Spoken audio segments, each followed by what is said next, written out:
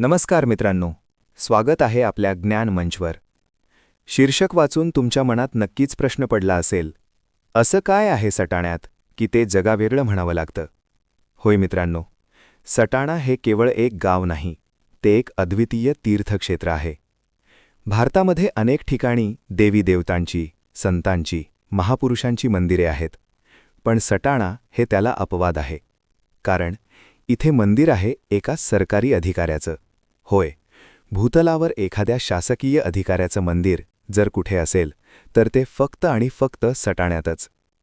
मित्रांनो, आजच्या काळात सरकारी अधिकारी आणि सरकारी कार्यालयांबद्दल सामान्य जनतेच्या भावना काय असतात हे वेगळं सांगायची गरज नाही.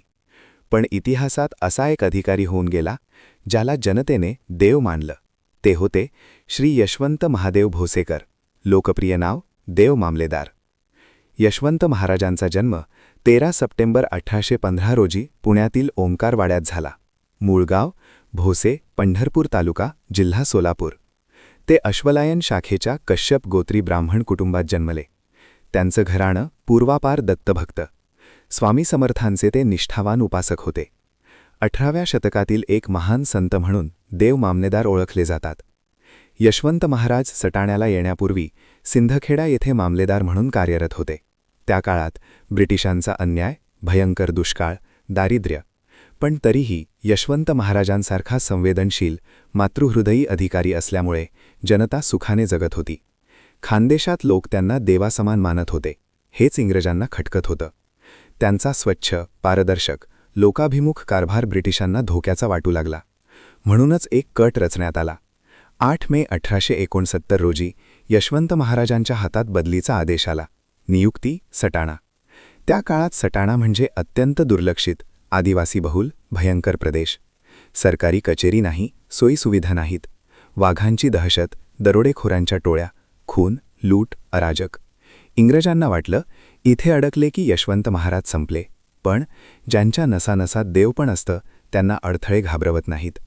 सुरुवातीला यशवंत महाराजांना सटाण्यात खूप त्रास सहन करावा लागला. पण हळूहळू त्यांचा न्याय, प्रेम, माणुसकी लोकांच्या लक्षात येऊ लागली. चोर, दरोडेखोर, लुटारू देखील त्यांच्यामुळे बदलू लागले. हीच होती त्यांची दैवी शक्ती.